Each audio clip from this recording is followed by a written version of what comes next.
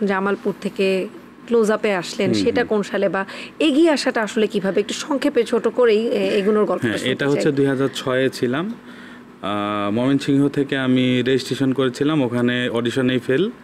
তারপরে ঢাকার বিয়াম অডিটোরিয়ামে হয়েছিল।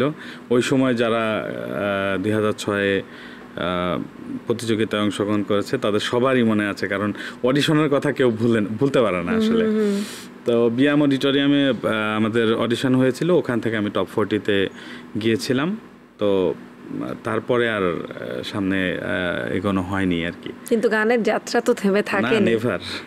আমি তো গানের সাথে যখন আমি আউট হয়ে যাই, তারপরে আমার শুভাকাঙ্ক্ষী বলবো এবং আমার অগ্রজ একজন, উনি আমাকে বললেন যে যারা তোমাদের বিচারকের আসনে আছে, তুমি যদি গান নিয়ে, আমি যেহেতু ছোটোবেলা থেকে গান গান গান গান একটা বিষয়, সকল কিছুর পরেও গানটা হচ্ছে যে জীবনসাথী সঙ্গী।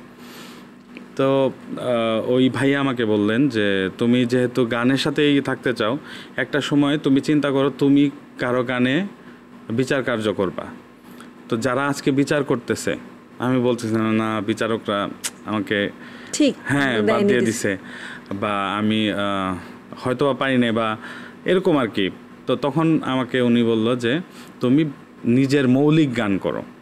তো মৌলিক গান এই শব্দটার সাথে আমি পরিচিত ছিলাম না, যদিও কাভার গান করতাম। তখন কি আসলে ওই আক্ষেপটা কি গেছে, মনে হয়েছে যে এই সিদ্ধান্তটা সঠিক ছিল, নাকি আপনার আরো দূর আগানোর কথা ছিল?